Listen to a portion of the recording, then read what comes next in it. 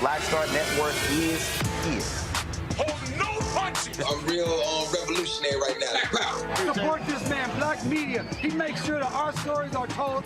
Thank you for being the voice of Black America, Roland. Stay black. I love y'all. All momentum we have now, we have to keep this going. The video looks phenomenal. See, there's a difference between Black Star Network and Black-owned media and something like CNN. You can't be Black-owned media and be scared. It's time to be smart. Bring your eyeballs home. You dig?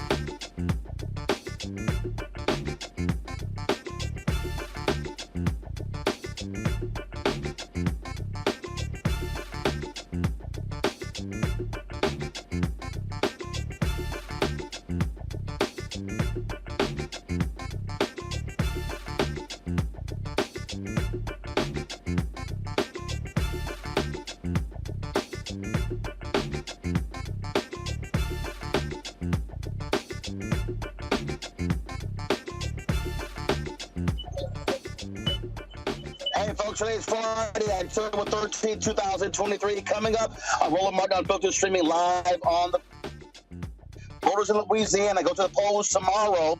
They could be electing the first black governor in Louisiana history. We'll talk to activist Gary Chambers to get a sense of black voter turnout. Also, police in Baltimore making arrests in connection with the shooting a couple weeks ago at Morgan State University. Also, on today's show, a judge refuses to rule on the expansive Georgia election voter suppression law. We'll give you those details. Also, in exclusive, a black Texas man who was tased by police had his arrest thrown out. We'll give you those details as well. Plus, Republicans, can they actually figure out how to elect a Speaker of the House? Who's the latest? Crazy Jim Jordan. We'll tell you all about it. It is time to bring the funk. I'm Roland Martin Unfiltered on the Black Star Network. Let's go. He's got it.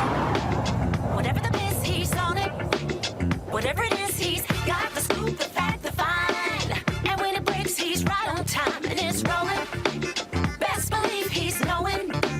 Putting it down from sports to news to politics. With entertainment just for kicks, he's rolling. It's on go, y'all. It's Roland Martin, rolling with Roland now. He's funky, he's fresh, he's real, the best, you know he's Roland Martin now.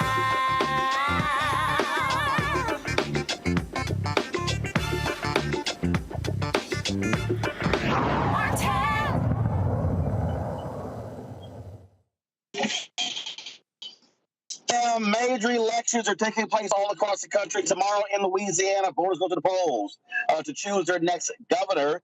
The African-American who's running, Dr. Sean Wilson, polls show he is operating second place to Attorney General Jeff Landry. But what is black voter turnout in Louisiana? Activist Gary Chambers Jr. joins us right now. Gary, always glad to have you on the show. You broke down the numbers more than a week ago. What do they look like today? Well, Roland, thank you for having me and having this discussion. We are looking like about 26% of the turnout overall was black voters in early voting, which is higher than what it was in 2019 when John Bell Edwards won the governor's race, which says that black voters are paying attention to this election. We need that to be about 34% tomorrow on election day. So we need people to, before they go to Southern and Grambling and Southeastern for homecoming, to get up and go vote for Sean Wilson tomorrow morning, because it really does matter what is going to happen in the future of this state if we get Jeff Landry as our governor. And look, and not just those HBCU folks. Look, I tell people all the time, you know, there are 247,000 students at the nation's 107 HBCUs. 20% of them are non-black. You got 1.5 million black students at PWIs. So it's a whole bunch of black folks who are going to, let's see, you know, LSU, going to Tulane, going to all of these other universities, people who don't even went to college out there. And I keep saying to black folks, when we push our numbers to 50, 60, 70, 75%, we can decide the whole election. That's it. That's it. Because black people make up 34% of the state of Louisiana. We have 900,000 registered black voters in this state. And if those black voters activate tomorrow, we will send Sean Wilson to a runoff with Jeff Landry. And he is in a position to be the first black man elected governor in the state of Louisiana since 1972. And that person was not elected. They ascended to the office from being lieutenant governor. So there's never been a black person in the second blackest state in America elected governor. And it's not just because he's black. He's the former Secretary of Transportation. He has a PhD. He's a former professor. He knows where the light switches are in the state capitol, and he has a plan for how we make this state safer, stronger, and better for all of the people of the state of Louisiana, not just some. What are you seeing in terms of on-the-ground voter mobilization? I'll tell you, I put the word out to some people challenging them, and I haven't seen, prominent national black leaders going to Louisiana, holding rallies, doing events along those lines. And I even asked a few and didn't get a response from them. Well, what I'll tell you is the people that represent us on the national level, or who have represented us on the national level, do not make it seem possible for a black person to win. So when people around the country look to Louisiana, they talk to certain voices. We need to change the voices that we're listening to. A black person can win in the state of Louisiana. We need the resources and the mobilization, and we need you to activate the people that you know within this community. We can't reach everybody by ourselves. Everybody has their own sphere of influence, and we should use that sphere of influence to help this brother, not because he's black, but because he's black and qualified, because he has the skill set, the plan, the vision, and the ability to do the job. And so it is a disappointing thing sometimes as somebody who's actively pushing this. Last year I ran statewide. I'm not what Sean Wilson is. What is the excuse this year? This black man is the pedigree, has the ethics, has the plan. We should be putting all of our muscle behind him instead of focusing on things that don't impact the livelihoods of American citizens. You said something that was critical a few moments ago when you said Louisiana, the second blackest state in America. People always talk about Mississippi, but they don't bring up that fact of Louisiana. And as you said, the numbers are there. 900,000 eligible registered black voters. They simply got to be activated. And I know Black Voters Matters out there trying to do their work, but you also got the resources to make it happen. That's a fact, man. The organizations that do the work here work tirelessly. There's an organization in New Orleans called Voices of the Experienced Vote. They do a great job mobilizing voters around the state, but they need more resources. And the people that are activating and doing this work need more resources. Roland, we didn't have very competitive legislative races this year, so we need the attention to be on these statewide races in order for Sean Wilson to be able to get over the hill. And listen, he's going to make it to a runoff tomorrow night. He's going to get the numbers. Black folks got to show up and do what they got to do tomorrow. I believe that they will get him to a runoff. But November the 18th, we got 30 days to ensure that he becomes the next governor of Louisiana. Otherwise, Louisiana becomes like Florida, like Texas, more radicalized, more against the progress of all people. And we don't need that. Jeff Landry's already suing currently in federal courts to block black people from getting a second majority-minority district like Alabama just got. The Supreme Court said that we had to do it. And Jeff Landry, while he's running for governor, is fighting from us getting that second black majority seat. Well, explain that again for the folk who don't get it, Gary, in terms of what Louisiana will be like under a Jeff Landry as governor. If Jeff Landry becomes the governor of Louisiana, we can be assured that there are going to be conversations about education that aren't about educating our children. We can be sure that there are going to be conversations about removing books from school. We can be sure that he's going to talk about AP African American Studies, because Jeff Landry is much like one of the last Republicans that we had as our governor. He's going to be focused on trying to be the president of the United States while he's governor. And so the Republican Party is at a point where in order to be the next guy up, you got to be the most radical person in the position that you're in. And Jeff doesn't have a problem with that. He sues over every cockamamie idea that he comes up with that strips away liberties from people, that limits access. This man just sued to try to prevent people from getting health care in the state of Louisiana while he was running for governor. That is not somebody that we want to actually have the ability to have the veto power. Right here in Louisiana, the governor has a power to line item veto. That means the governor can look at anything in the budget and line item veto that out. We need a governor that's going to work against the ideology that is stripping away our liberties, and somebody who's focused on the right things. Jeff's going to waste our time. He's going to waste our tax dollars, and he's going to put us in and make us a laughing stock of the nation. We already ranked number 50, Roland. We don't need to be worse than we are. A lot of black people. See, this is the thing for me in terms of how I believe in connecting the dots. It's a whole lot of black people who come to Louisiana every year for Essence Festival. Essence Festival is not just the largest economic engine in Louisiana, it's the largest live event in the country. And so here's my whole point to Black folks who are all across America.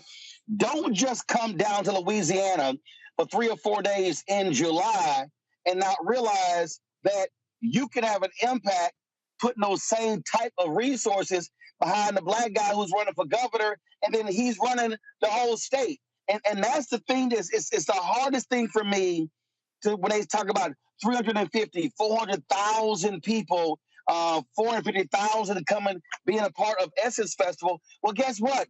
All those Essence Fest folks should be saying, how do we make this brother governor? Let me tell you why that is significant and why it matters. Essence, like any other festival or any other, the Super Bowl, when those things come, the state incentivizes those things to come. Just recently, in a joint legislative committee, they blocked a healthcare district. The legislature blocked a funding for a healthcare district in New Orleans, okay? Why is that significant? They are working against anything that is happening in New Orleans because they're saying that crime is high. They're not helping address the education issues. They're not helping make the city stronger. They're just saying, we're not going to give you any state dollars for anything in New Orleans if we don't like what your crime plan is, because that's what we have the power to do as a Republican legislature. What do you think is going to happen when the funding for all of these things that are culturally important to Black people are up for the legislative people that are under the thumb of Jeff Landry? They're going to work against New Orleans. They're going to work against Baton Rouge. They're going to work against Shreveport. When you look at the headway that we have made in getting investment into these communities, the resources that Congressman Carter has brought in, the work that's been done over the last 8 years with John Bell as governor, we wouldn't have Medicaid expansion in Louisiana if Black folk didn't elect a Democrat as governor.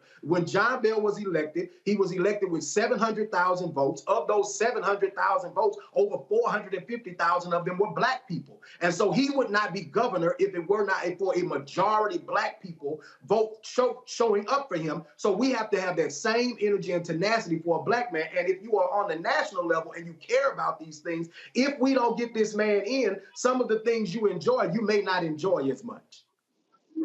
Again, it's just trying to get people to understand the stakes. Gary, hold tight 1 second. I'm going to go to a break, come back. My panel's got some questions for you as well. Folks, we're talking about the Louisiana election. It is tomorrow. It is tomorrow. I need everybody who's watching and listening. I need you reaching out to your friends and the family in Louisiana saying, y'all have got to go to the polls. We have got to stop leaving our power at home. Stop going to damn homecomings. Stop going to Essence Festival. Stop going to all these places and shaking your ass, eating food, listening to music, but then we don't turn around and use that same collective action to put people in office. And so we'll be right back right here on Roland on the Filter on the Black Star Network. Peace, I'm Faraji Muhammad, host of The Culture. And brothers, we need to talk. There's been much discussion about the state of the Black man in our community, whether it's in politics, education, or in the home.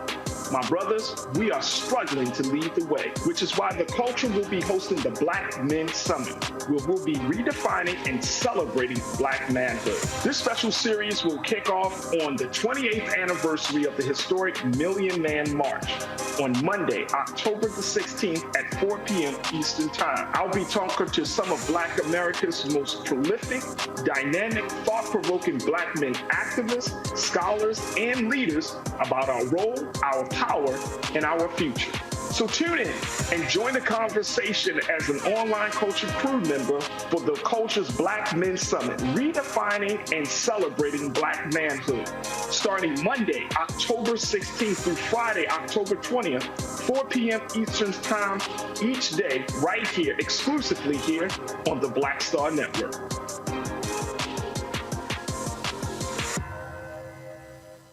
Next on The Frequency with me, Dee Barnes, actress, writer, and advocate Ray Dawn Chong is here to discuss her childhood and break down her life in Hollywood, a show you don't want to miss. Well, even at my peak when I was getting a lot of stuff, as soon as I was working a ton, I heard people whispering, oh, we don't want to pay her because we're giving her a break.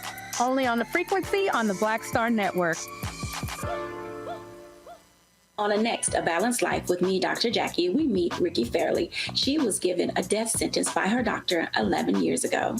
But for Ricky, giving up was not an option. She declared war on her disease, turned her entire life upside down, and won the battle. I know that God left me here to do this work. And when you talk about faith, faith is what got me through. I mean, I had to relinquish my faith and give my life to God and say, okay, God, what have you got for me? And He gave me my purpose. And that's why I'm here.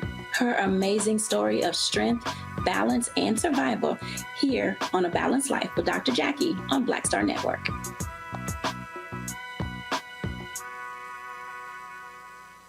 On the next Get Wealthy with me, Deborah Owens, America's Wealth Coach, you're going to learn about the silver tsunami, which means that 1 million people are turning 65 every day, and they're going to need some kind of care.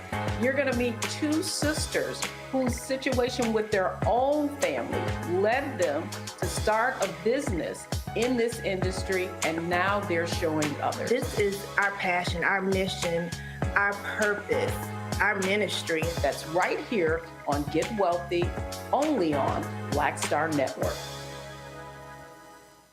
All change is not growth. Right. But thoughtful change is real good fertilizer. And that's what has been so beneficial to us. But you also were not afraid of the pivot. Well, and I'm a black woman in business. Come on, I don't care how I dress up. I don't care who I'm speaking with. I don't care what part of the world I am in. I still am a black woman in business. Being afraid of the pivot, being fearful of change is not what got me here. Respectful of change, respectful of pivot, yeah. Fearful, no, no.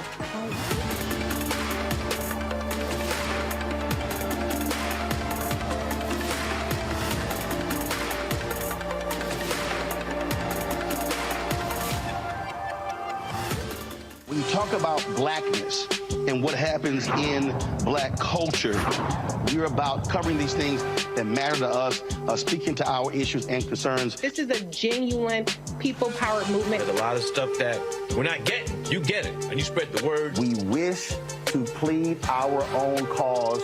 Too long have others spoken for us. We cannot tell our own story if we can't pay for it. This is about covering us. Invest in black-owned media. Your dollars matter. We don't have to keep asking them to cover our stuff. So please support us in what we do, folks. We want to hit 2,000 people, $50 this month, raise $100,000. We're behind $100,000, so we want to hit that. Y'all money makes this possible. Checks and money orders go to P.O. Box 57196, Washington, D.C. 20037-0196.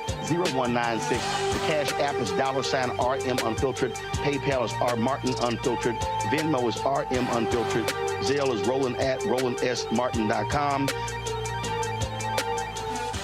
Hatred on the streets, a horrific scene, a white nationalist rally that descended into deadly violence. White people are losing their damn minds. An angry pro-Trump mob storms the U.S. Capitol. We've seen shooting. We're about to see the rise of what I call white minority resistance. We have seen white folks in this country who simply cannot tolerate black folks voting. I think what we're seeing is the inevitable result of violent denial. This is part of American history. Every time that people of color have made progress, whether real or symbolic, there has been what Carol Anderson at Emory University calls white rage as a backlash. This is the rise of the Proud Boys and the Boogaloo Boys. America, there's going to be more of this. Here's all the Proud Boys, guys. This country is getting increasingly racist in its behaviors and its attitudes because of the fear of white people. The fear that they're taking our jobs, they're taking our resources, they're taking our women. This is white fear.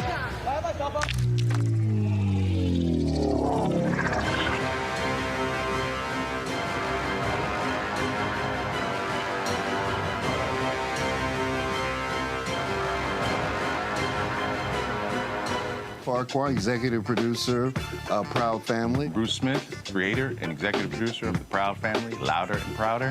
And you're watching Roland Martin Unfiltered.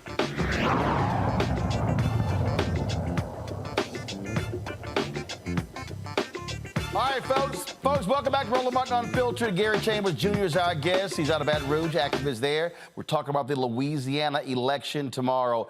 African-American voters could play a huge role in the election of the next governor. You've got MAGA Republican Jeff Landry, who's leading in the polls. You got former head of Transportation Secretary in Louisiana, Dr. Sean Wilson, who is running second in the polls. They are positioned to be the two candidates to go to the runoff taking place on November 18th. Gary, the key is, again, no candidate is going to get majority of the vote there. And so the top two, because you have a jungle primary in the state, the top two vote getters, they advance to the runoff.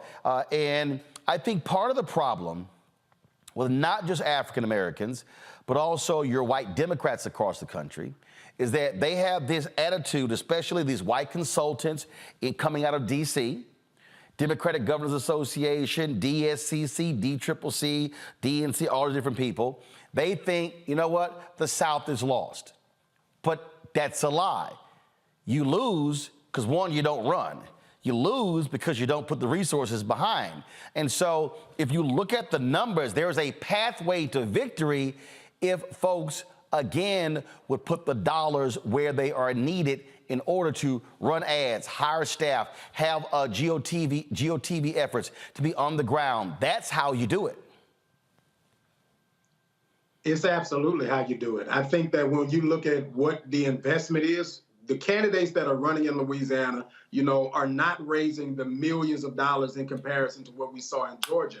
But what you saw in Georgia is when you make the investment, the possibility of a victory is there. And now there are two Democratic senators from the state of Georgia that are helping save democracy right now. If we didn't invest in that state, then you would not get that turnout in that state. If you make the investment in Louisiana, Mississippi, and Alabama, you'll see different outcomes. And as a result, you'll have different democratic outcomes for the people that live within those communities. But we have just abandoned it and then just said, oh, it'll turn around. And Roland, I normally wouldn't do this, but I'm just going to call it out. Where is Cedric Richmond right now for Sean Wilson, right? When we talk about the national level, if Biden isn't supporting Sean, if the people at the federal level aren't supporting Sean, it's probably because Cedric Richmond isn't helping create that conversation on a national level for the people of Louisiana, for any black candidate that's running statewide.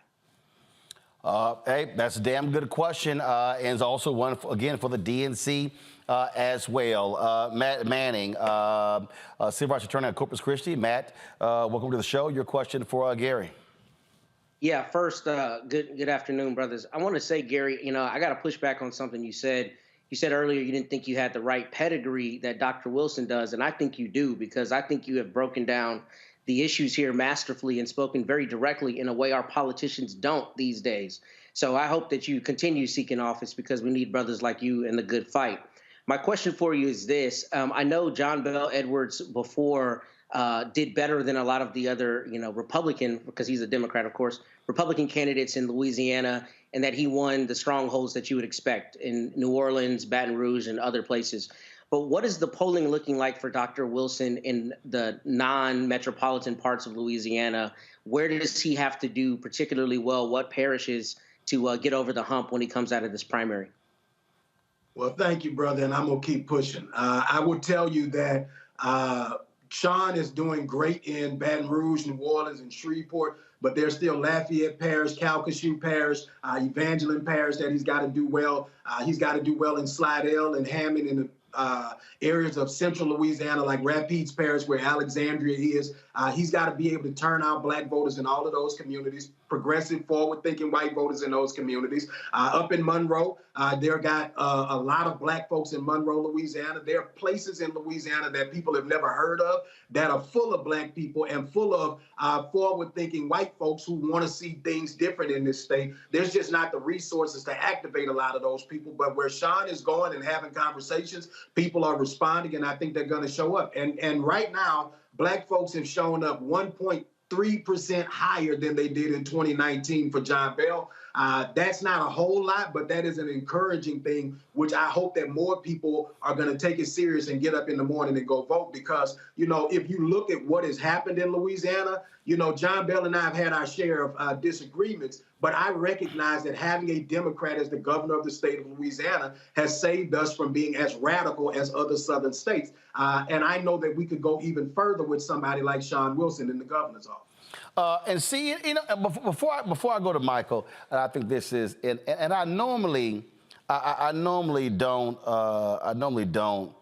call some of these fools out, but you know what? I'm just gonna go ahead and do it. And matter of fact, you know, let me just look right here for a second, because you know what? Let me just do this here. Michael, ask your question. Then I'm gonna come back and I'm gonna throw a name out to get, since Gary throwing names out, I'm gonna ask a name, because it's a lot of people who run their mouths on YouTube and social media about politics, and they real quiet about what's happening in Louisiana. And I got one person I'm gonna ask Gary about in particular. Michael, go ahead. Hey, Gary, thanks for coming back on. This is extremely important. Earlier, you mentioned the first black governor of Louisiana. You said 1972. I think you meant 1872, PBS Pinchback. Correct. Number one. I'm sorry. No, it's all right. It's all right. Number two, last week we had Amari Hosang on from Black Voters Matter. And one of the things I brought up was the Louisiana State Constitution of 1898 and how it's still impacting politics today in Louisiana and impacting the conditions of African Americans. How do you connect the state constitution and the history of that state constitution being put in place to disenfranchise African Americans politically and oppress them? How do you connect that to where African Americans are today? Brother, Louisiana needs a radical transformation in our state legislature, as well as a constitutional convention once we get a sensible legislature. We haven't had one since the 70s, but we were one of the only states until a few years ago that allowed you to be convicted with 10 out of 12 jurors, right? It was 9-3 originally. It was 9-3 originally based upon that state constitution. That was something I was going to get to, but go ahead. And then we have right now so many laws and policies. We still have slavery in the state constitution. We still don't want to take slavery out of the Constitution. We put that on the ballot last year. It didn't pass, right? That we just aren't decent enough right now to just say, you know what, let's take the word slavery out of the state constitution. This is a real issue that a lot of citizens don't recognize on its face, but what the government says on paper matters, because when the government says something, they apply that to your life. And if you don't make them change what that is, then at any point they feel that they can directly or indirectly impose that will upon you. Right. Roland, do you have a question? I just wanted to interject something. Go ahead. Okay, so for everybody who doesn't understand, when the Louisiana State Constitution was passed in 1898, it had a clause in there that stated that for many felonies, for you to be convicted, instead of it being a unanimous vote by a jury of 12, it was a 9-3 vote. They did this specifically because if you had, because African Americans could serve on juries based upon that state constitution. They did it to reduce the power. If you had 3 African Americans on that jury, they did it to nullify that vote. So there's a deep history when it comes to these state constitutions. They're directly impacting us today. The more we understand those state constitutions, the more we'll realize why voting strategically matters today and how laws and policies shape every aspect of our lives. People are still in jail from it right now, brother. There are people who are convicted on 10-2 convictions, 9-3 convictions that should be retried, should have the opportunity for that evidence to be reheard, that are still serving in Angola Penitentiary right now, which is one of the worst penitentiaries in this country and really on the face of this earth, because it's just a terrible place. Yeah, it was built on the land that was a former slave plantation. That's where it gets its name from. The majority of those slaves came from Angola. That's where it gets its name from. All right, then. So I'm going to do this. No, again, normally I ignore the Simple Simons, Gary, but this is a Louisiana race, and so I'm just curious. Have you seen or heard that loudmouth ass Jason Black? who's in Louisiana, who's always go to my YouTube page, because like last year, this little idiot did this thing called Pull Up Summer 2022, which was pretty stupid because he claims that I was running from him at Essence Fest, and he's so irrelevant, the fool don't even know I was there the whole time, and he couldn't even get credentials, but I was all over the place. But it's interesting, I see him, I don't see nothing on here about Louisiana gubernatorial race, nothing. So I get a kick out of these people who love talking black, who love talking about what black folks should do, who love talking about what other black people should be saying and not saying, and he's sitting there in Louisiana, ain't said nothing about the black guy running for governor, but I'm sure he probably gonna try to call him a sellout like he tried to call you one and everybody else. But I purposely just believe in calling these folks out because what they do is talk trash on YouTube, but do nothing to actually help black people. And if you black and listen to that fool, you stuck on stupid too. You know, Roland, we have a real problem with figuring out how do we collectively advance our people. And a portion of that problem is that some of us speak so much against black progress that we don't contribute anything other than that to black progress, which is not a contribution of any value, to be honest. We have a real opportunity where we can turn things out. And my struggle with all of the people who kick back, and this is for the foundational black Americans who say that we should not push some of these candidates, you got to get somebody in there to move your agenda. Yep. And if you can't convince people that your agenda is important, you've got to build a bridge big enough, a boat big enough that you can cross the river of struggle. Because black folk tired of struggling. They tired of sitting in conditions and communities that are not working. And the way that we advance that is by putting people who share the majority of our views in office so that we can get things done. And then if those people are not doing what we want, we don't put them there again. But I didn't see many people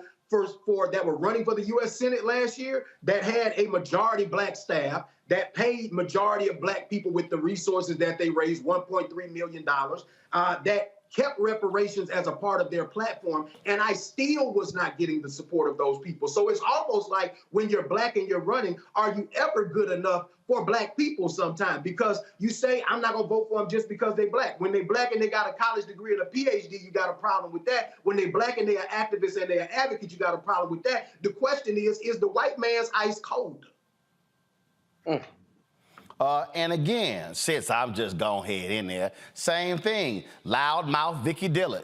All they do is run their mouth. And again, you got black folks who run it. This is for the governor of Louisiana, second blackest state. On here, I see her talking about Kamala Harris, dogging Joe Biden, saying Clyburn sold us out, saying DNC chairman flees if the black Americans confront him, all this sort of stuff. I don't see nothing on here about the brother who's running for governor. And so all I'm saying to all of these so-called super black people, where you at? Because see, you can't keep saying you want this. To your point, Gary, well, who's gonna do it? So let's be real clear. We know what Jeff Landry not gonna do. We know exactly what he is going to do that's going to be oppressive to black folks there in Louisiana. And so, yeah, I'm purposely name calling all these folks who run their mouths. They love doing videos about me, but it's amazing when it's time to put the metal to the pedal. It's time to really get going, time to actually get folks elected who could speak to our interests. Ooh, they MIA. They in the witness protection program. Don't work for us, man. So that's why I tell folk, if y'all waste your time listening or following any of them, tell me what are they actually doing to advance the cause of black folks. Because guess what? If you're not in power, you can't do anything. Sitting on the curb, chirping and yelling on YouTube does nothing. Are you mobilizing and organizing? Are you helping to raise money? Are you telling people to create phone banks? That's all I'm saying. What are you actually doing? And if you're not doing anything, then you ain't doing nothing for the actual liberation of black people except just run your mouth. Pull it up, folks. The voting tomorrow in Louisiana. Louisiana, y'all. Polls in Louisiana open tomorrow at 7 a.m. They close 8 p.m. Central. Get your vote in. Don't sit here and go watch college football or go watch baseball or go sit here and go to barbecues and go partying or whatever. Make sure you vote. Voting is our power. And again, if Wilson advances to the runoff, we come right back on November 18th, but none of that happens if we do not vote. Gary Chambers, we appreciate it. Thanks a lot. Thank you, brother. All right, folks, we got to go to the break. We come back. We'll talk about what's happening in Georgia. Again, why do they constantly attack our voting rights? Because they know the power of our vote. We'll discuss that next, what's going on in Georgia, right here on Roland Martin Unfiltered on the Black Star Network. Pull up a chair, take your seat. The Black Tape with me, Dr. Greg Carr, here on the Black Star Network. Every week, we'll take a deeper dive into the world we're living in. Join the conversation only on the Black Star Network. Peace, I'm Faraji Muhammad, host of The Culture. And brothers, we need to talk. There's been much discussion about the state of the black man in our community, whether it's in politics, education, or in the home. My brothers, we are struggling to lead the way, which is why The Culture will be hosting the Black Men Summit, where we'll be redefining and celebrating black manhood. This special series will kick off on the 28th anniversary of the historic Million Man March on Monday, October the 16th at 4 p.m. Eastern Time. I'll be talking to some of Black America's most prolific, dynamic, thought-provoking black men activists, scholars, and leaders about our role, our power, and our future. So tune in and join the conversation as an online culture crew member for The Culture's Black Men Summit, redefining and celebrating black manhood. Starting Monday, October 16th through Friday, October 20th, 4 p.m. Eastern Time each day, right here, exclusively here on the Black Star Network.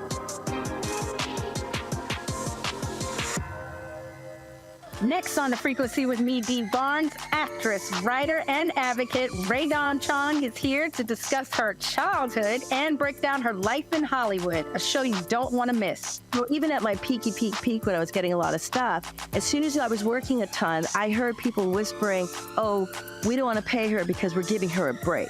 Only on The Frequency on the Black Star Network. Hey, it's John Murray, the executive producer of the new Sherry Shepherd Talk Show. This is your boy, Earthquake. And you're tuned in to Roland Martin, Unfiltered. All right, folks, welcome back to Roland Martin Unfiltered here on the Black Star Network. We have done so many stories, y'all, here about the constant attack on voting rights in this country, and not just the attack on black folks, the attack on young white voters, what's going on, Latinos and others. We see this happening all across this country, and we see this happening a lot in Georgia. In Georgia, a federal judge has declined to block several provisions of a recently passed law in Georgia, while there are various legal challenges to it. Now, you often see this, folks, where they will say, well, while these cases are going forward or appeals are being happening, then we're not going to stop things. We saw the same thing happen with the congressional districts. Even when the Supreme Court allowed these illegal districts to move forward, saying there wasn't enough time to redraw these lines. But the problem for the folks who are living there is that they're having to still abide by these restrictions that were passed 2 years ago in Georgia. Now, several groups are challenging what is called Senate Bill 202, claiming the new law is going to make it harder for blacks to vote in Georgia. But again, the judge ruled the plaintiffs failed to prove the legislation is intended to discriminate against voters based upon race. Provisions include limits on the number of absentee ballot drop boxes, an ID requirement for voters casting absentee ballots, a ban on volunteers providing food and water to voters waiting in line at the polls. Joining me is Caitlin May, a voting rights staff attorney at the ACLU of Georgia, coming out of Atlanta. Caitlin, glad to have you here. So here's this whole deal. Oh, well, we can't show that it's targeting people because of their race. Well, then all of a sudden the laws are created. All of a sudden, I wonder why. Is it because you had this massive increase in black voter turnout? And this is the problem that we have with a lot of these judges, where they want to say, oh, no, but you got to show like this exact evidence that it was directly because they are black. That's right. Yeah. And thank you for having me. So Senate Bill 202, what we often call Georgia's anti-voter law, was passed in 2021, as you said, after a huge influx of turnout, even amidst COVID. And SB 202 was passed in response to a fear of voter fraud. And it's important that I say a fear of voter fraud, because the advocates of this bill are not pointing to actual cases of voter fraud. They are pointing to election deniers who are afraid of that happening. Voter fraud in Georgia is not a large problem. Voter access in Georgia has always been and continues to be a huge problem. In this case, SB 202 made a lot of changes to our election code, and almost all of those changes made it harder for Georgians to access their right to vote, but in particular made it harder for Black Georgians and Georgians with disabilities to access. I'm sorry, go ahead. So in this case, we moved for a preliminary injunction. Unfortunately, we just received word that the judge did not grant our preliminary injunction. So this is just a preliminary order. As you know, gone are the days when the legislators openly say we're passing this bill so that Black Georgians cannot vote. But that doesn't mean that these tactics are not targeted towards the methods of voting that Black Georgians use and voters with disabilities use. And so, as I said, this is just a preliminary ruling. We are still going to fight about this in the court and in the legislature, and we're going to continue to prepare for trial. You know, one of the things that we talk about this stuff a lot on this show, and I don't think the people out there really understand the battles that are taking place in courtrooms nationwide. I mean, literally. Law being passed, lawsuit filed, law being passed in North Carolina, lawsuit filed, law passed in Florida, lawsuit filed. I mean, it's like, what we're talking about here is exactly what we saw during the Jim Crow days after the Brown versus Board of Education. Yeah, it's like a hydra with many heads. As soon as you get a ruling on one issue, then there's another bill that's going to pop up. And like you said, it's all over the country. It's particularly all over the South. And SB 202 is a particularly egregious example because it was an omnibus election bill. It touched every part of our election code and made things harder for voters and made things harder for local county election administrators. Questions from the panel. Michael, you first. All right. Thanks for coming on today. When we look at some of the history of Georgia, we, in addition to this voter suppression, we look at things like the statewide runoff election rule that was championed by Denmark Groover, who was a white supremacist segregationist member of the state legislature in 1963. How do you, when we talk to especially African Americans about what's going on in Georgia and the voter suppression, how do we connect bills like this to a history of voter suppression in Georgia? Yeah, I think any time that you have seen Black political power grow across the South, and particularly in Georgia, you've seen a reaction to that relatively quickly. And as I said, how open the legislature is about the reasons for that reaction has, changed over time. But we have expert testimony or expert reports that show that the methods that are targeted by laws like SB 202 are things like absentee voting. And those methods are used in particular by Georgians of color, Black Georgians, Latino Georgians, and Georgians with disabilities. And of course, youth voters as well. So This is part of a long line of cases where the legislature restricts access to the ballot in reaction to Black Georgians turning out and exercising their right to vote. Unfortunately, this negative ruling for us is also part of a long history in Georgia. Black Georgians have shown for decades that they are willing to overcome many obstacles put in the way of their right to vote. And just because they are willing to overcome those obstacles and still have great turnout doesn't mean that those obstacles should be allowed to exist. Matt? Thank you. Yeah, Caitlin, I have 2 questions, one of which is kind of a wonky lawyer question, so excuse me for that in advance. But I guess the 2 questions I have are, first, as it relates to the provisional ballots, I saw that there is a prohibition on a provisional ballot that is cast in the wrong place. And I wanted to know how kind of you guys are framing that, because that seems to me to be pretty clearly violative if somebody goes through the checks at the appropriate place, casts the ballot, and they end up being in the wrong place. It seems like that's not their fault. That's the election administrator's fault. And I kind of want to see your position on that. And then the second question is, how are y'all handling the messaging? Because the difficult part of this seems like you almost need fewer Black people to show up in order to show there is, in fact, a disparate impact, but you can't, publicly advocate for that. So how are y'all handling the messaging part of this as it relates to the lawsuit? Sure. Yeah. So as to your first question, that is the out-of-precinct voters. That is one of the many provisions of SB 202 that we are challenging. So that is unfortunately one of the provisions that we had hoped to have eliminated temporarily for the 2024 elections while we wait for trial. Unfortunately, that was not the result that we got, but we will continue to fight for that and hopefully have a long-term solution that changes that law back to what it was and allows people to cast a provisional ballot at any time of day. SB 202 changed that law to only being after 5 p.m., so 5 to 7 p.m. on Election Day.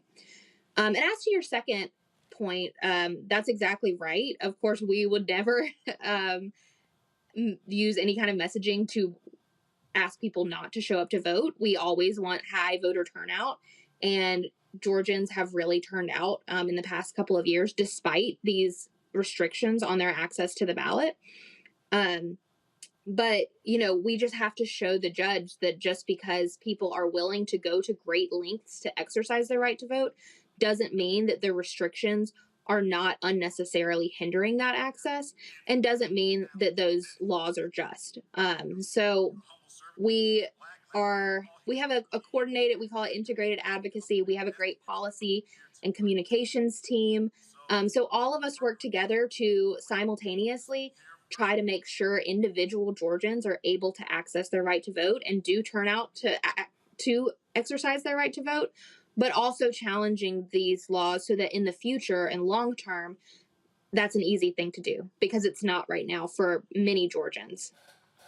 All right, then. Well, keep up the good fight, Caitlin. We appreciate it. Thanks a lot. Thank you for having me. All right, folks, when we come back, we're going to show you an ad that the Republican is running against one of the brothers who we talked to this week in Virginia. That is pretty shameful. They've darkened the ad, and they're using the typical week on crime. Wait till we show you this sheer stupidity and what's happening in Virginia. You're watching Roland Martin Unfiltered on the Black Star Network. You too, folks, hit that like button, y'all. And your support, what we do is critical, so please contribute to our Brina Funk fan club. Your dollars make it possible for us to do what we do. Send your check and money order. P.O. Box 57196, Washington, D.C., 20037-0196. Cash App, $RM Unfiltered. PayPal, R Martin Unfiltered. Venmo is RM Unfiltered. Zelle, Roland at RolandSMartin.com. Roland at RolandMartinUnfiltered.com. And of course, be sure to download the Black Star Network app, Apple phone, Android phone, Apple TV, Android TV, Roku, Amazon Fire TV, Xbox One, Samsung Smart TV. And be sure to get a copy of my book, White Fear, The Browning of America is Making White Folks Lose Their Minds, available at bookstores nationwide. We'll be back in a moment. All change is not growth. Right. But thoughtful change is real good fertilizer. And that's what has been so beneficial to us. But you also were not afraid of the pivot. Well, and I'm a Black woman in business. Come on, I don't care how I dress up. I don't care who I'm speaking with. I don't care what part of the world I am in. I still am a Black woman in business. Being afraid of the pivot, being fearful of change is not what got me here. Respectful of change. Respectful of pivot, yeah. Fearful? No, no.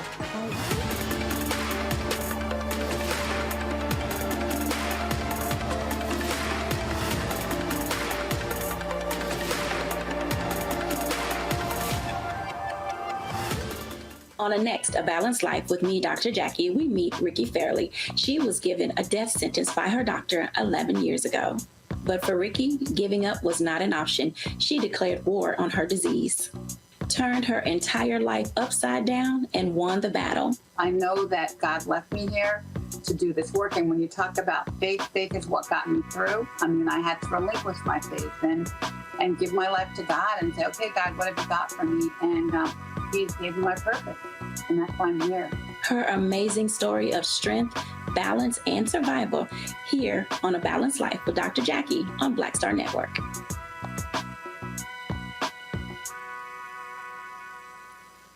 Pull up a chair, take your seat.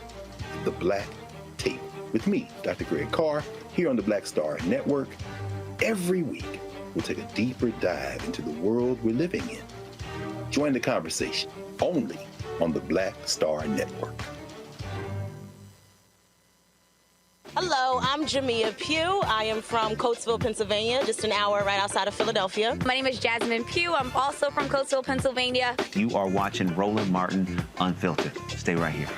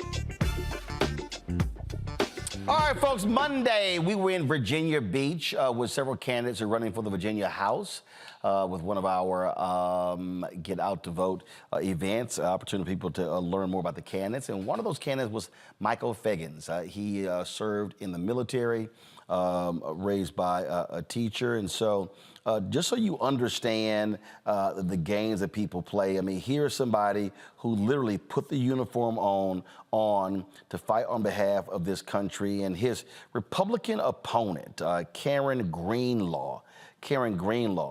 Let me show you this despicable ad that she put out, attacking him, lying about his record, but then also darkening the video as well. All right, y'all, play it.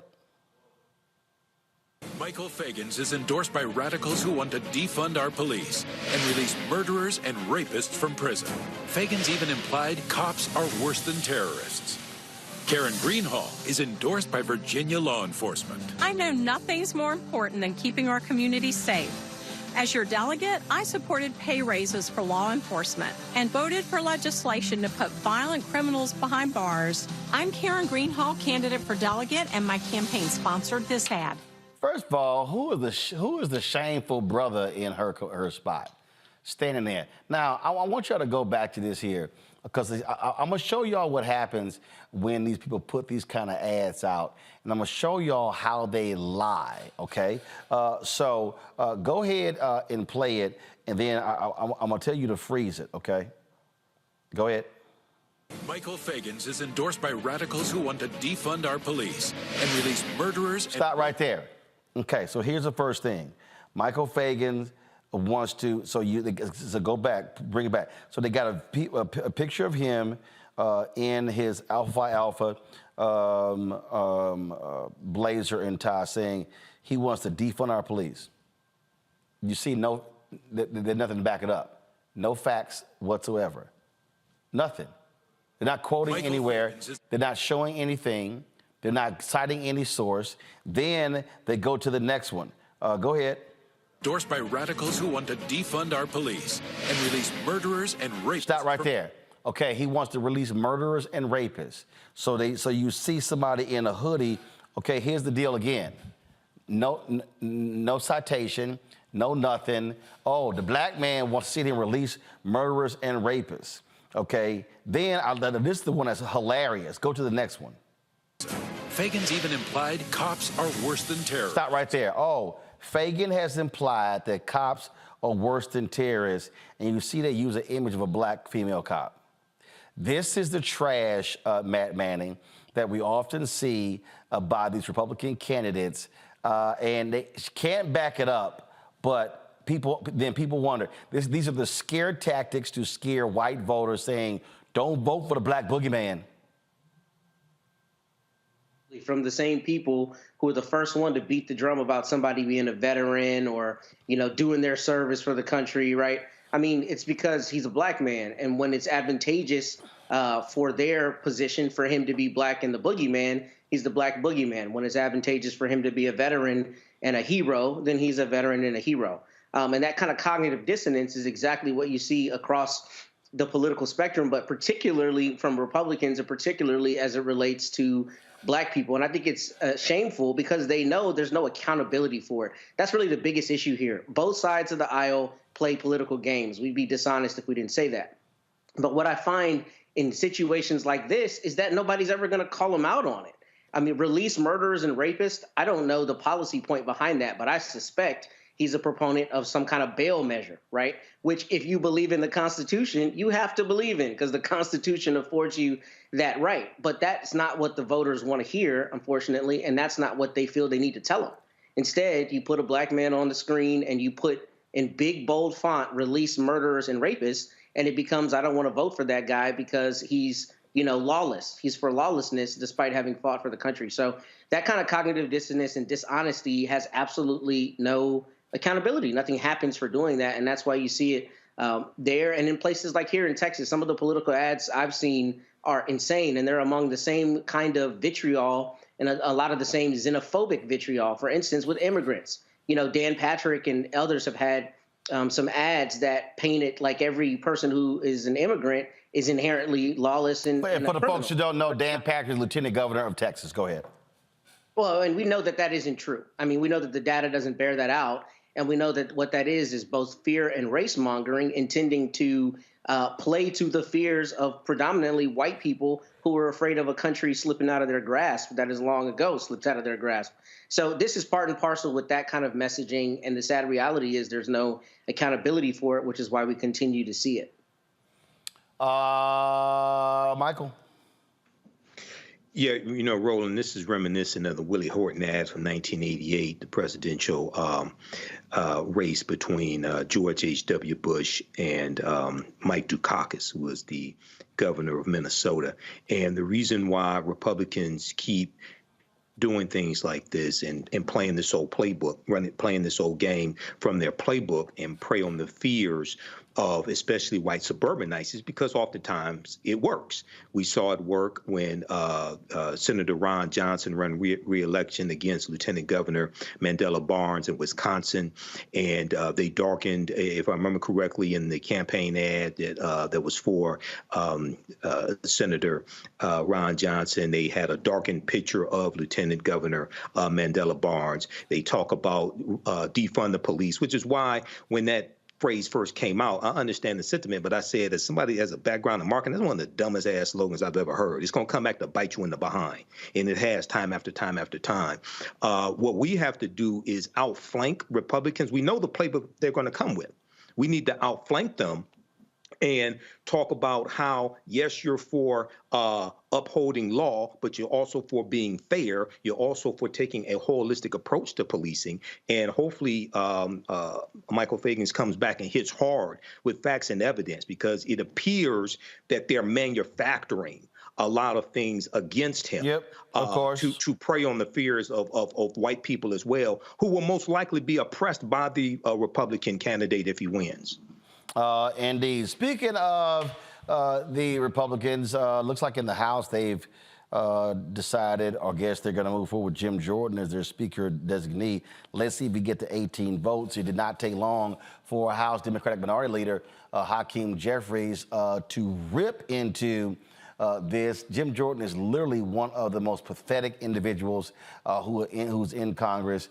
And man, Jeffries did not waste any syllables in describing him.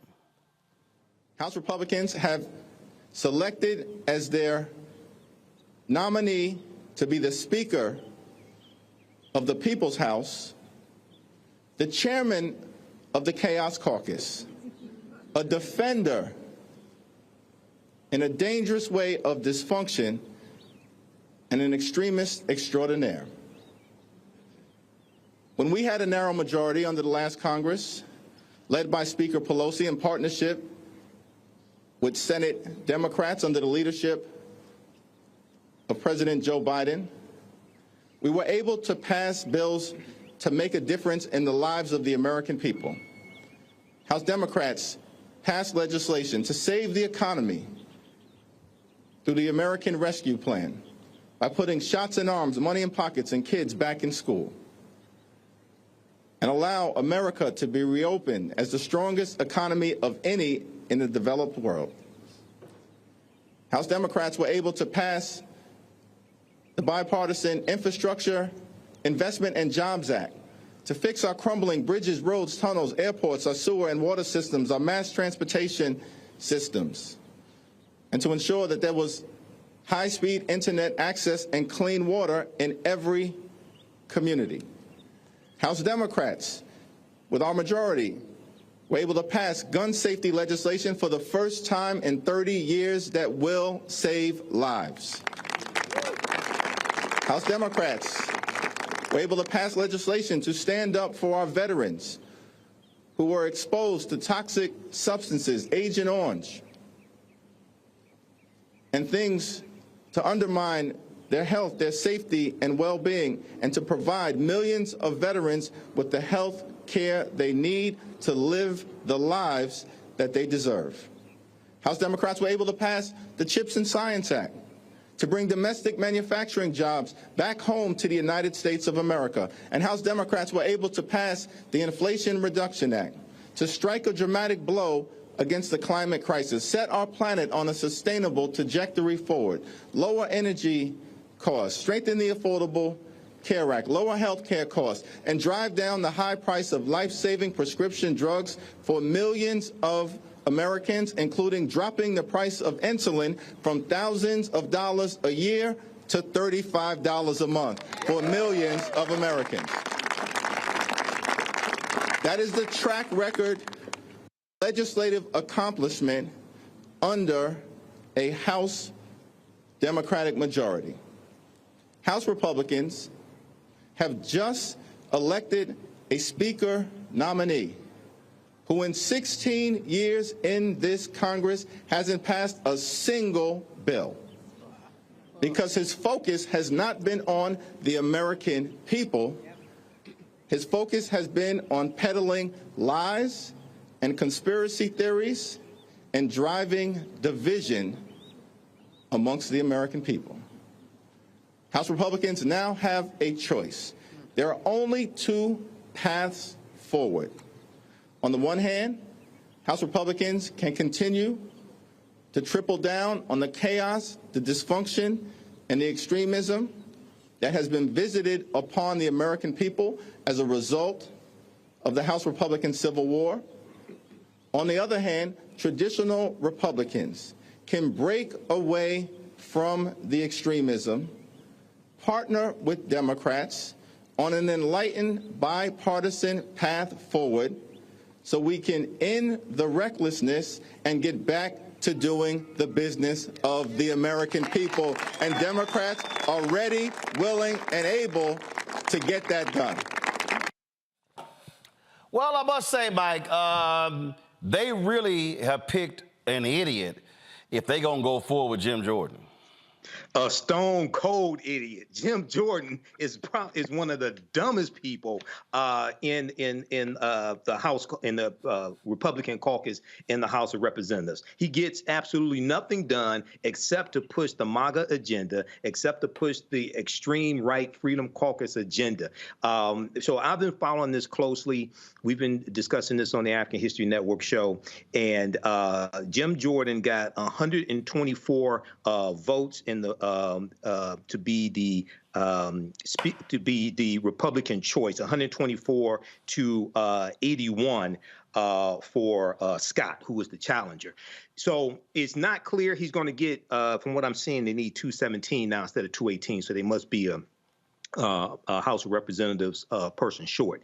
It's not clear he's going to be able to get to 217. But what really needs to happen is Hakeem Jeffries and Democrats need to go to some of those Republicans who in 2022 midterm elections won seats in districts that Joe Biden won, go to 6 to 8 of them and cut a deal for them to support Hakeem Jeffries to be the speaker, some type of power sharing deals, whatever it is. There have been power sharing deals in the past, because we can't have a Jim Jordan as speaker. Nothing's going to get accomplished. They're going to launch more nonsensical investigations. And lastly, it's important for people to understand that continuing resolution that just passed maybe a couple weeks ago, right, to keep the government open, that expires November 17th. We're going to be right back in. Got to do another deal.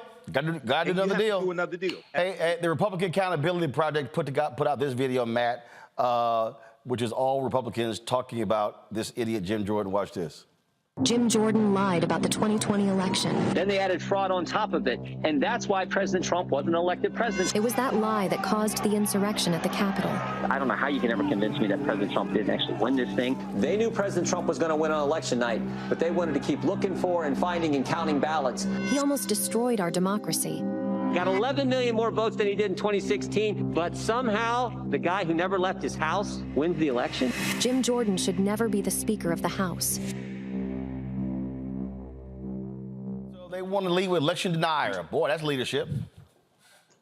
You know, I don't know, Roland. I don't know. Maybe I'm not understanding fully the contours of this, but I think this could actually be a good thing to this extent.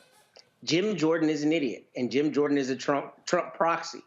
But as we saw with McCarthy, this is the worst time to want this job, right? He had to give up so many concessions that we're talking about how he was the first Speaker of the House ousted in history. So I think perhaps there's a chance if Jim Jordan gets elected, yes, things will grind to an even worse halt, but that civil war will, basically render him ineffective. I mean, it might be an Icarus situation or a clipped wing situation, if you will, where he becomes a Speaker of the House. He tries that, mess where he's grinding the government to a halt. And before we know it, he's gone. And he's not only gone, but he has been rendered ineffective. That might be a little naive take on it. But when I saw that he was in the running for it, I thought they're insane, number one. And number two, if I were him, I wouldn't want this job. And the reason is I think him, Marjorie Taylor Greene, Lauren Boebert, and a few others have tried to really make their political hay by being the, anti-establishment, against everything type of people. But to be the Speaker of the House, you have to effectively work with the other side, which in this instance is going to cut his legs out from under him, and the Jim Jordan show will lose a lot of its effect. So I'm not hoping he becomes Speaker of the House, but if he does become the Speaker of the House, I think his ineffectiveness there may render him ineffective going forward. But that could also be a naive take. I'm not sure. Lord, the Jim Jordan show is going to be a truly shit show. All right, y'all, got to go to break. We come back.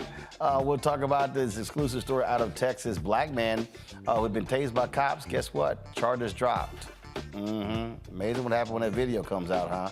All right, folks, we'll be back right here on Roland Martin Unfiltered on the Black Star Network. On the next Get Wealthy with me, Deborah Owens, America's Wealth Coach, you're going to learn about the silver tsunami, which means that 1 million people are turning 65 every day, and they're going to need some kind of care. You're going to meet two sisters whose situation with their own family led them to start a business in this industry, and now they're showing others. This is our passion, our mission. our purpose, our ministry. That's right here on Get Wealthy, only on Black Star Network. Peace, I'm Faraji Muhammad, host of The Culture. And brothers, we need to talk. There's been much discussion about the state of the black man in our community, whether it's in politics, education, or in the home.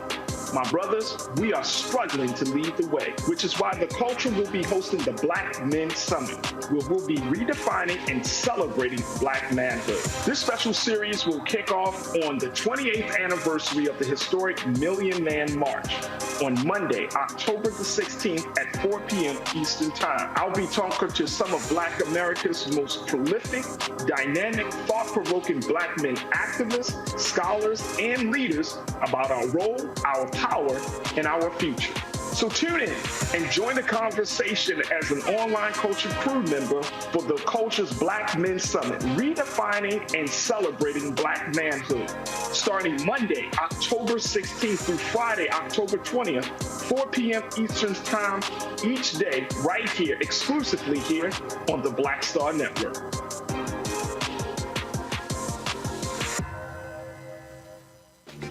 I'm Marissa Mitchell, a news anchor at Fox 5 DC. Hey, what's up? It's Tammy Roman, and you are watching Roland Martin Unfiltered.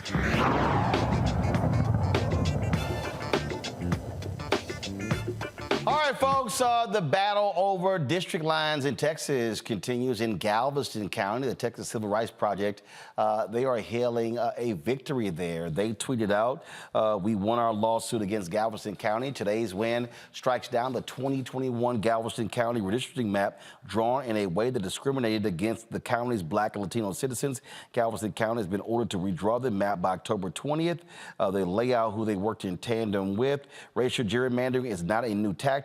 It impacts voters of color every election cycle, and this case proves that voters will not sit idly by while politicians aim to diminish their power. That's Joaquin Gonzalez. And so congratulations to the Texas Civil Rights Project. Speaking of Texas, folks, we have an update on a story that we previously talked about. The arrest of a Texas man who was tased in an ambulance following a seizure by Killeen police, well, has been suppressed. Interesting. Now, Matt is one of Truman McCollum Jr.'s attorneys, and we talked about the federal lawsuit filed against 3 police officers and the city, alleging that his civil rights were violated. On January 16, 2021, Truman suffered a medical emergency in a Burger King parking lot, causing him to hit another vehicle on January 16, 2021. He was not responsive when he was removed from his car. He was then taken to an ambulance. The body cam video provided to us by his attorneys shows Truman being tased multiple times in the ambulance and again when they moved him to the police car. Yeah, folks. You see here, the officers, they are, first of all, we got a couple of people here. Matt is here, of course. We also have Rawls Williams with us as well to explain what in the heck going on here. So glad to have both of you out here. So, all right. So we had body cam footage before, Matt. Now we have a different camera here. And the defense that they gave beforehand, that seems to fly out the window. Yeah, it does. So to make it clear, Roland, I'm one of Truman's 2 attorneys. My co-counsel, Rossi Williams, is obviously here. And one of the parts of this that we probably didn't flesh out the first time is that Truman is also facing criminal charges. So I represent him on those criminal charges. And pretty early on in this case, I recognized that there was a serious legal issue as it relates to the probable cause where the police officers arrested him. So I filed a motion to suppress. I went up and argued it. They put one of the defendants in the federal civil rights case on the stand. I ate him alive. The judge agreed with me. There is not probable cause to arrest him here for anything that he got charged for. So she issued an order granting our motion to suppress, which means that everything in the criminal case is dead, essentially. So now the state is intending to appeal it. They haven't filed their brief on time. I think they're appealing it because they're salty that we won. But where we are now is that we are focused solely on the civil rights case going forward. This is just, it's still interesting him, Rosie, as we looked at this whole deal, that they're trying to defend this when it's utterly illogical that a man was in an ambulance. And everything that we see, it wasn't like he was attacking anybody. They just decided, what the hell, we're gonna tase him. Well, first of all, thank you so much for having us on the show. I've been enjoying it tremendously tonight. But whenever you're dealing with that thin blue line and it comes to Black people, we're not walking around happily singing, I got Georgia on my mind. Because those cops who are racist, they're out to take us out each and every time. So in relation to Truman, it's important also not just to note that he was inside an ambulance, but to note that he had a seizure. He literally had a seizure in the drive-thru of the Burger King.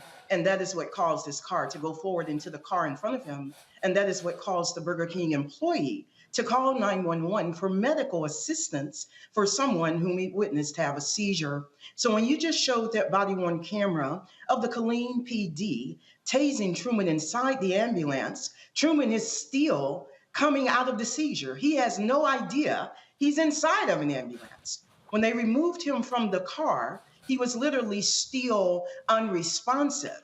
And so the paramedics placed him inside the ambulance to receive treatment. The police then entered the ambulance and started tasing him. So at no point during this entire process that you see here, this entire injustice, does Truman even know what's going on? And even later, the police, in their own write-ups, admitted to that he was incoherent.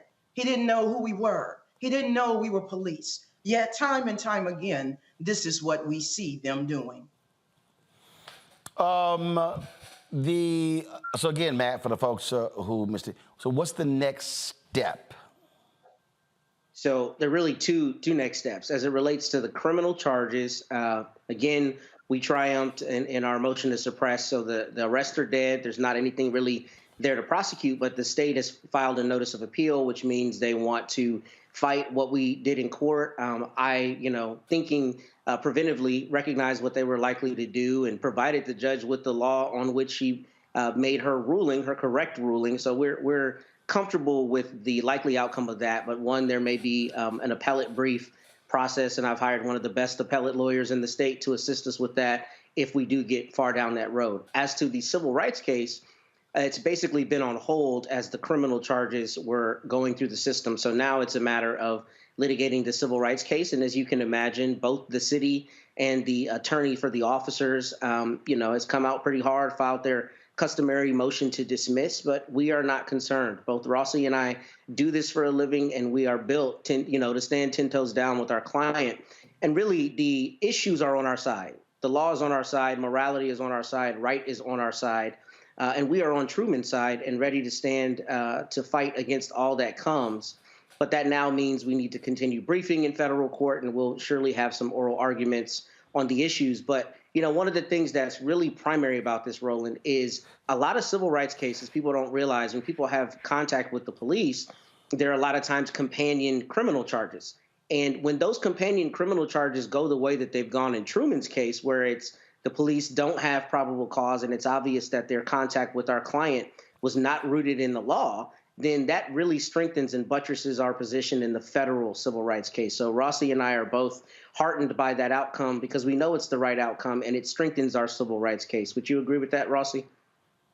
I would. And if I may, I want us to make sure we're letting the people know the significance of that fight you led there in the criminal part of the case, because the witnesses, or the witness who was there upon which the judge based this decision, was actually one of the police officers involved in tasing Truman. So the state called in their witness, it was the police officer, and utilizing that evidence of that police officer's testimony, utilizing the evidence entered of the body-worn camera, the judge looked at that and said there was no probable cause for the arrest. When the officers charged Truman from that incident there at Burger King, they charged him with resisting arrest as well as a DUI. So to have your own police officer sit there on the stand and testify, and the judge still say, hey, I heard everything you said, but there was no probable cause. That's very powerful. The other thing I'd like to say very quickly is usually at this point,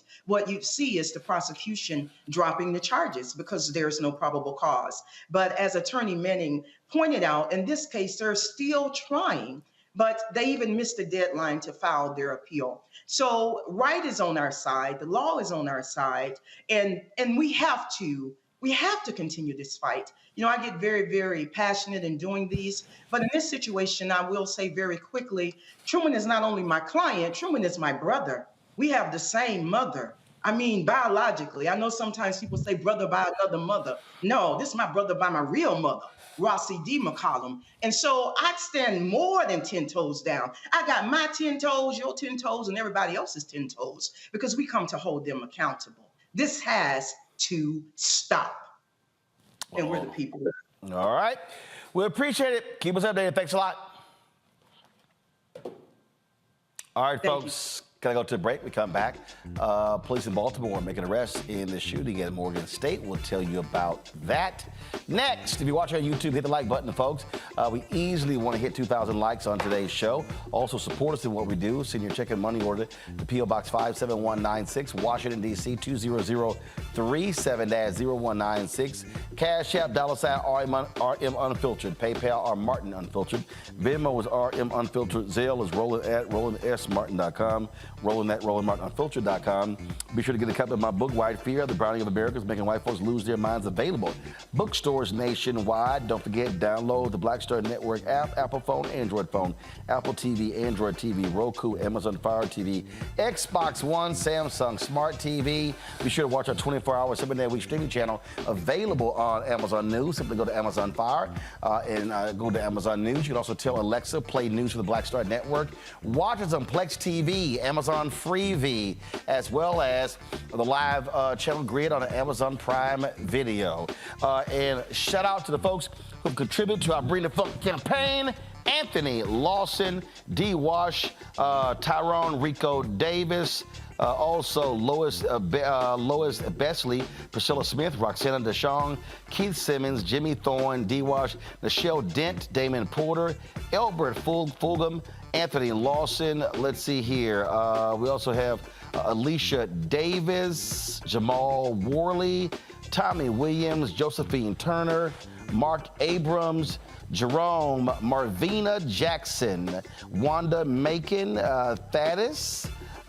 We have Rangela Redmond, and let's see here, TYWS, Carletha Brown, Darhill Johnson, Donald White, Preston, Corey Jackson, Aisha Holloman, Monty, Ava Walcott, Patricia Wilson, Anthony Glover, Stacy Robinson, Jesse Jackson, Keith Young, Bia 2377, Terry Jones, Robert Davis, let's see, Curtis Roofer, Cornelius Antoine, Portia Anderson, Michael Potts, Exodus Real Estate Holdings, LLC, Hubert Murphy Jr., Andre Hollins. Thanks a bunch. Hatred on the streets, a horrific scene, a white nationalist rally that descended into deadly violence. White people are losing their damn minds. As an angry pro-Trump mob storms the U.S. Capitol, we've seen We're about to see the rise of what I call white minority resistance.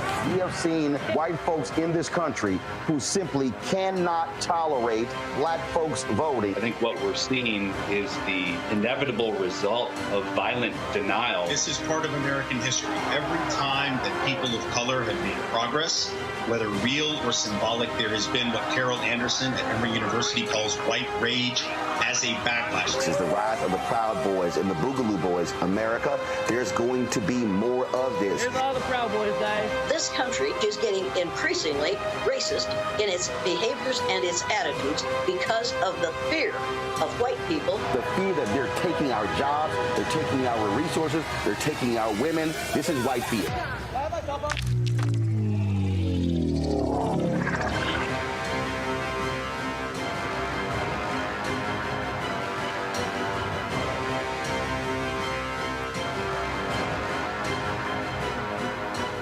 Pull up a chair, take your seat.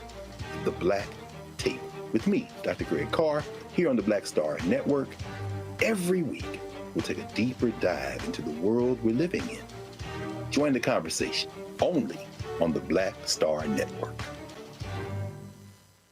Next on The Frequency with me, Dee Barnes, actress, writer, and advocate Ray Dawn Chong is here to discuss her childhood and break down her life in Hollywood, a show you don't want to miss. Well, even at my peak when I was getting a lot of stuff, as soon as I was working a ton, I heard people whispering, oh, we don't want to pay her because we're giving her a break.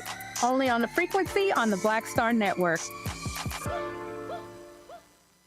Hi, everybody. I'm Kim Coles. Hey, I'm Donnie Simpson. Yo, it's your man Dion Cole from Blackish, and you watch Roland Martin, Unfiltered.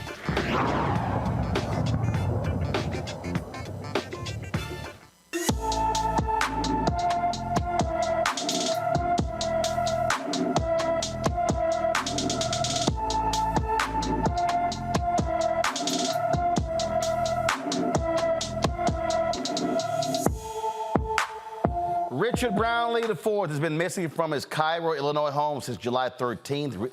A 33-year-old is 6 feet, 3 inches tall, weighs 240 pounds, with black hair and brown eyes. Richard was last seen driving his black 2010 Chevy Aveo with Illinois tags DE 33808. Anyone with information about Richard Brownlee IV is urged to call the Alexander County, Illinois Sheriff's Department at 618-734-2141, 618-734-2141.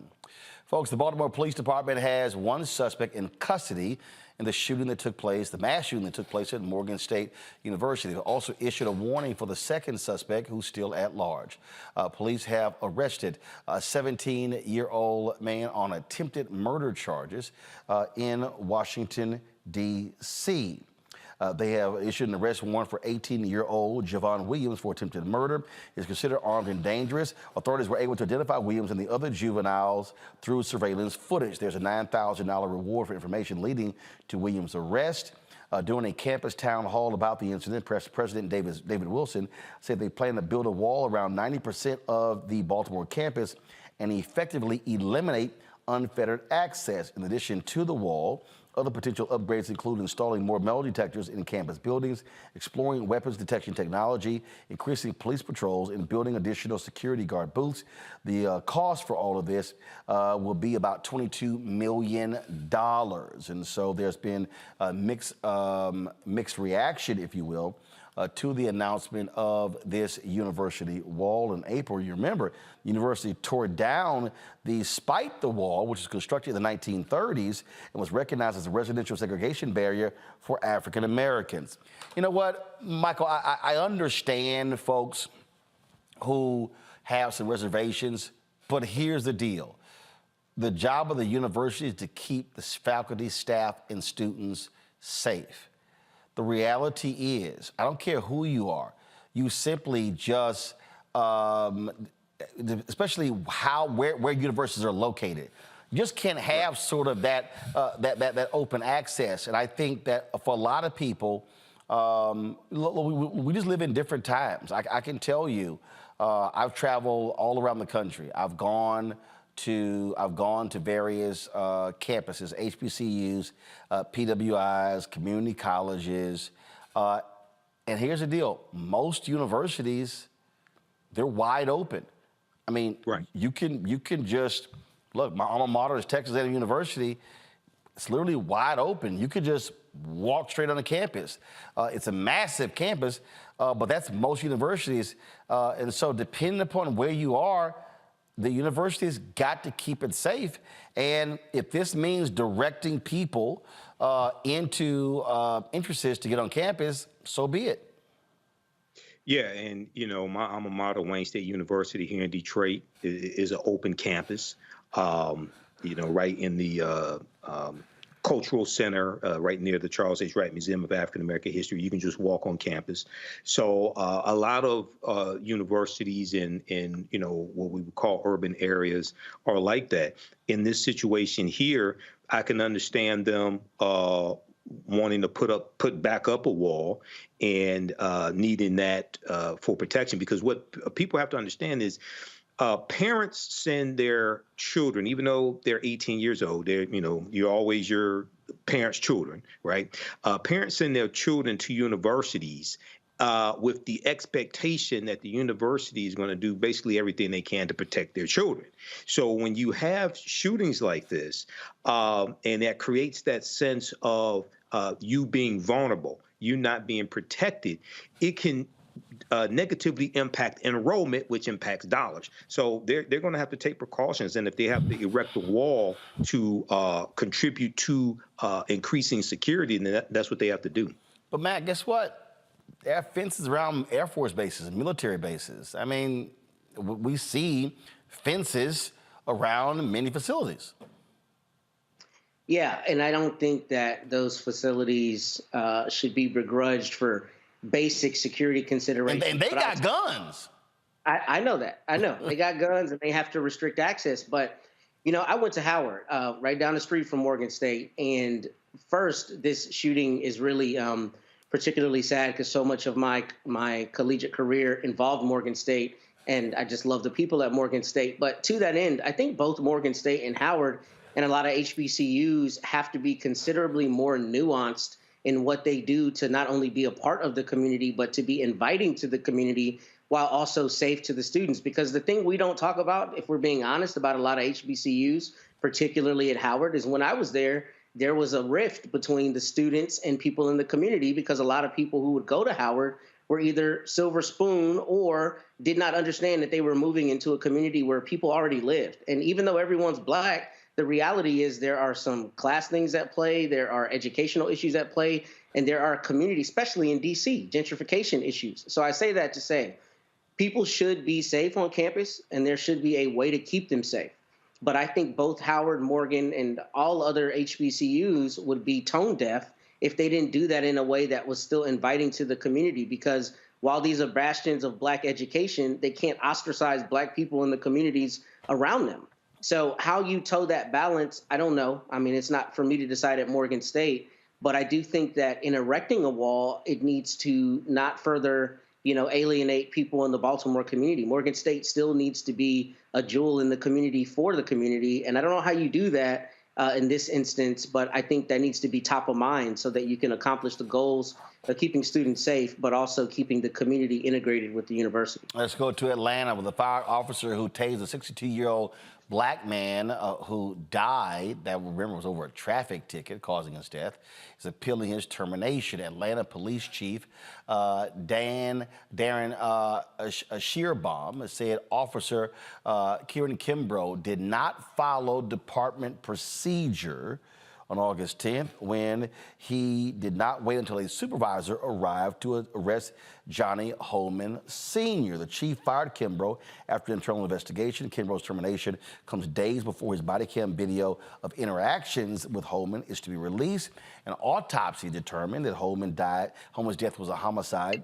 The medical examiner also found that heart disease also contributed to his death. No shock, you have this officer who is appealing his firing. Well, that often happens. That's what we see that. All right, y'all. Let me go to a quick break. We'll be right back on Roland Martin Unfiltered on the Black Star Network. On a next, A Balanced Life with me, Dr. Jackie, we meet Ricky Fairley. She was given a death sentence by her doctor 11 years ago.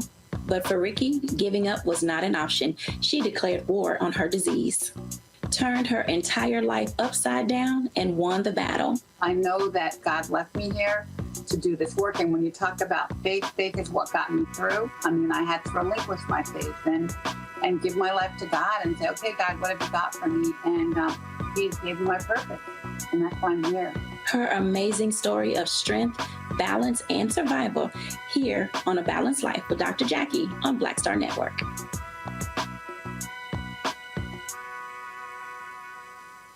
When you talk about Blackness and what happens in Black culture, we're about covering these things that matter to us, speaking to our issues and concerns. This is a genuine people-powered movement. There's a lot of stuff that we're not getting. You get it, and you spread the word. We wish to plead our own cause too long have others spoken for us. We cannot tell our own story if we can't pay for it. This is about covering us. Invest in Black-owned media. Your dollars matter. We don't have to keep asking them to cover our stuff. So please support us in what we do, folks. We want to hit 2,000 people, $50 this month, raise $100,000. We're behind 100,000, so we want to hit that. Y'all money makes this possible. Checks and money orders go to P.O. Box 57196, Washington, D.C. 20037-0196. The Cash App is $RM Unfiltered. PayPal is R Martin Unfiltered. Venmo is RM Unfiltered. Zelle is Roland at RolandSMartin.com.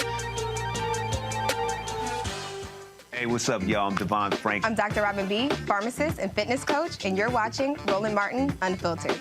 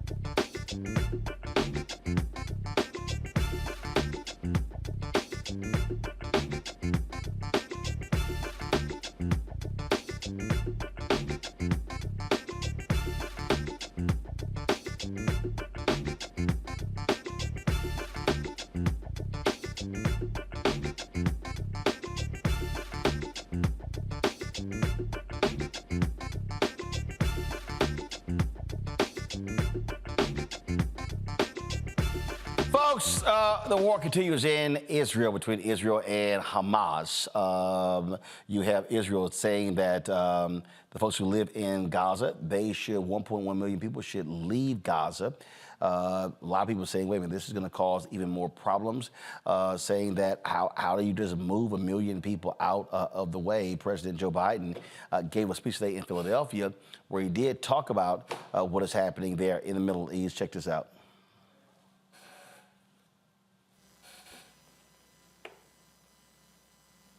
All right, give me 1 second. Hello, everybody.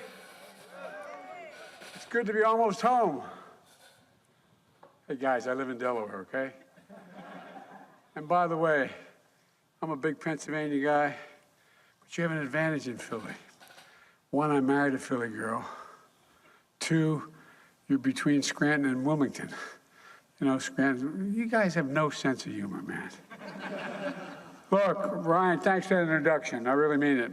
And before I get started, I want to acknowledge 2 brave police officers on a serious note were shot last night. 1 was killed at the Philadelphia airport. I talked to the chief and the mayor about this. They put their lives on the line to protect this community. We owe them a debt of gratitude, and we're praying for them and for their families today. I also want to say a word about the situation in Israel. The more we learned about the attack, the more horrifying it becomes. More than 1,000 innocent lives lost, including at least 27 Americans. These guys make Al-Qaeda look pure. They're pure evil. As I said from the beginning, the United States, make no mistake about it, stands with Israel. The United States stands with Israel. Secretary of State Blinken was in Israel yesterday, and Secretary of Defense Austin is there today. We're making sure Israel has what it needs to defend itself and respond to these attacks. It's also a priority for me to urgently address the humanitarian crisis in Gaza. At my direction, our teams are working in the region, including communicating directly with the governments of Israel, Egypt, Jordan, and other Arab nations, and the United Nations to surge support and humanitarian consequences for Hamas attack to help Israel. You know, we can't lose sight of the fact that the overwhelming majority of Palestinians had nothing to do with Hamas and Hamas's appalling attacks, and they're suffering as a result as well. This morning, I spoke with the family members of all those Americans who are still unaccounted for on a Zoom call for about an hour and 10, 15 minutes. They're going through agony, not knowing what the status of their sons, daughters, husbands, wives, children are. You know, it's gut-wrenching.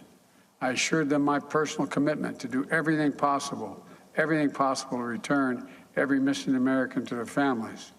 We're working round the clock to secure the release. So, Matt, Michael, I want to go to you. Michael, I'll start with you first. This is, it is just, it's interesting watching all of these different things unfold. One, I saw a post earlier that I thought was kind of interesting. Give me 1 second. I want to mention this, where Axios had this story that the State Department has said there's certain things that cannot. So here it is. It says, Scoop, this is a senior forward correspondent for HuffPost.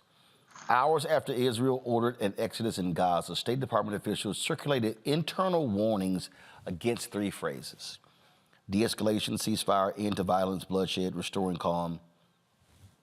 Why in the hell would we want not those things discussed?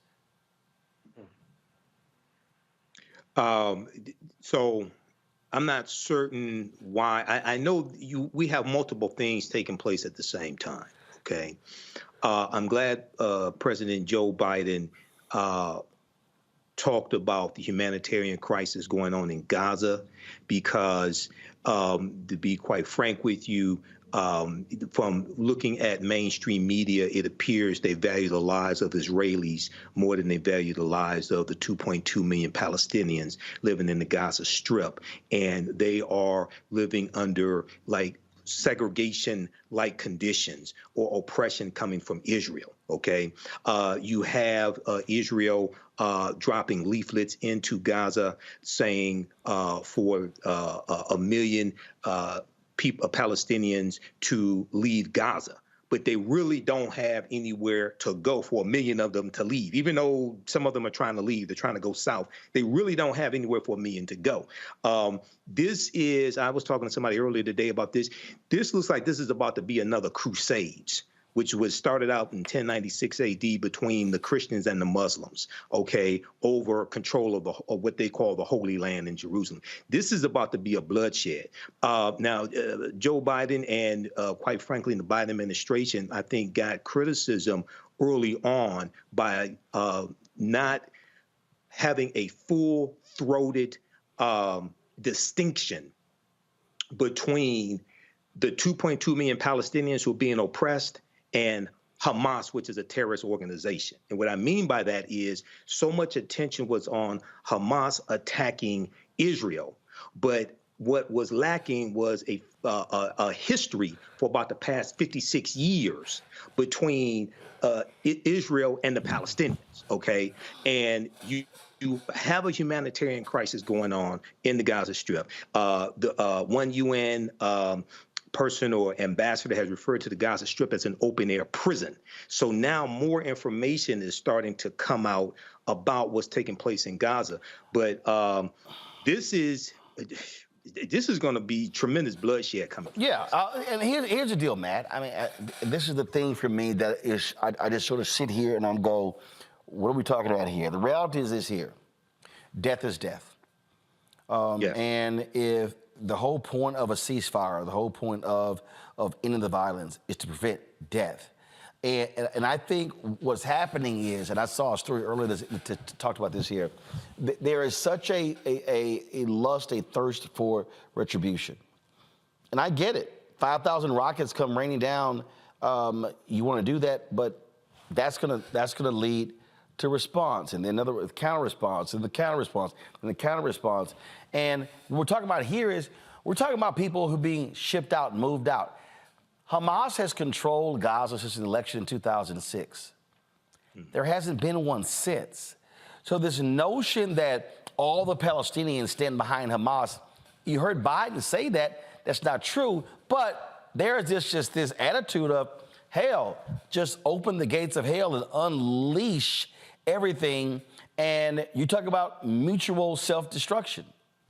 Or sorry, mutual destruction. You fired me, I fired you, I fired back, you fired back, and then it never ends. Yeah, and I think you asked a particularly astute question. Why are there internal emails saying we're not going to use terms like ceasefire and other things that seem to be the focus, should be the focus of anybody involved in policy or in defense, right, is staving off the number of lives that are lost. But I think if we look at it in the larger context of the fact that this particular conflict is the one that is most difficult for anyone in the United States of America to talk about for fear of being labeled one way or the other.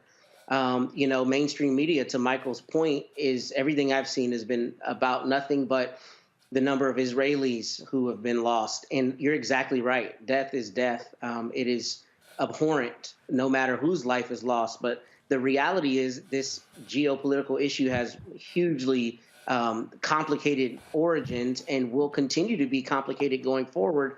And even that lumping together of Palestinians with Hamas as though, those aren't distinct contingencies, one of which may not be completely supportive of the other, with, Palestinians not being Hamas, is crucially important. But we don't find that level of nuance in this conversation.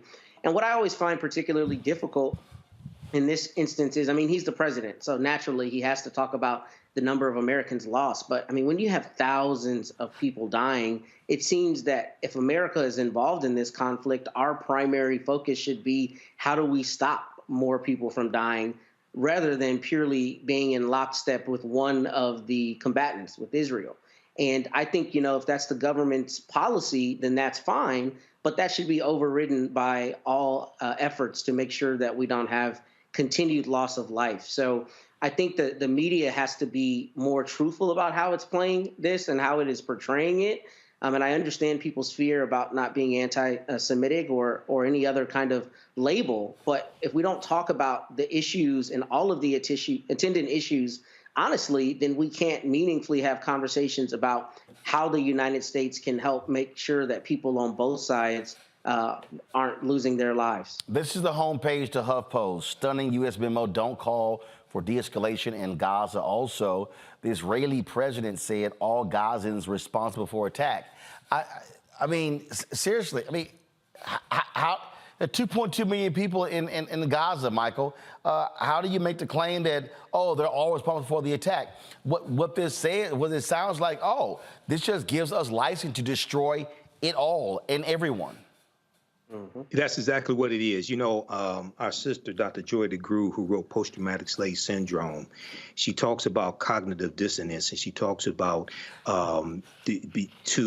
for you to dehumanize another people, you have to put negative pejorative terms on these people to reduce their humanity, to then justify mistreating them. And this is what it appears is taking place now by trying to lump all of the 2.2 million Palestinians in who Israel has been oppressing for years. Let's make that clear. Okay, it's the same way African Americans were segregated and oppressed by white people here in this country. This is what's taking place now by the Israeli government. Now, I also make a distinction most of the time between what the government is doing and what the everyday citizens feel and what they're doing, because sometimes there's congruency, but oftentimes there's a disconnect between how the government is oppressing the people in another country and how the everyday citizens of that oppressive country, act. But this is how you set up a people for mass extermination. You put negative terms on them in the media to then justify and reduce the desire for other nations to come to their aid. And lastly, there has also been a call from reports I've seen. I think New York Times had an article about this. There has also been a call for all of the Arab, I can't remember if they said Arab nations or Muslims, however they put it, to rise up as well. Okay, and once again, this I think this is going to be another crusade, and it's going to be bloodier and more people dead than the previous 8 crusades. All right, then. Matt, Michael, we appreciate y'all joining us on the show. Thank you so very much. Folks, that is it. Don't forget, Monday, I'll see you guys from Fredericksburg, Virginia, for our next town hall. Elections here in Virginia, so we look forward to seeing you at Zion Church of Fredericksburg. Don't forget also, Louisiana folks, vote tomorrow. Your election takes place tomorrow. Those votes absolutely count. Sean Wilson, African-American, was running for governor. He is on the ballot, and so be sure to vote in that. Folks, again, I want you to have a fabulous, fabulous weekend. Last night, I got a chance to go see Dave Chappelle here at the Lincoln Theater in D.C., where he's shooting another Netflix special. Maxwell's in town as well. I was chatting with my homeboy earlier. And so a lot of different folks, a lot of things happening. Hope you have an absolute fabulous and great weekend. Tomorrow, I'm going to be hanging out. Y'all follow me on social media. I'm going to be going to the University of Maryland football game. Head coach Mike Loxley, his team is 5-1. Kevin Sumlin, the former head coach of Texas A&M, is on his staff as co-offensive coordinator and assistant coach. I'm going to go out and hang out with him as well. And so I got support. Listen, support what Dion is doing. Mike Loxley is doing a great job with the Maryland program as well. So got to show coach some love. So look for my post on social media. All right, y'all, that's it. I'll holler at y'all later.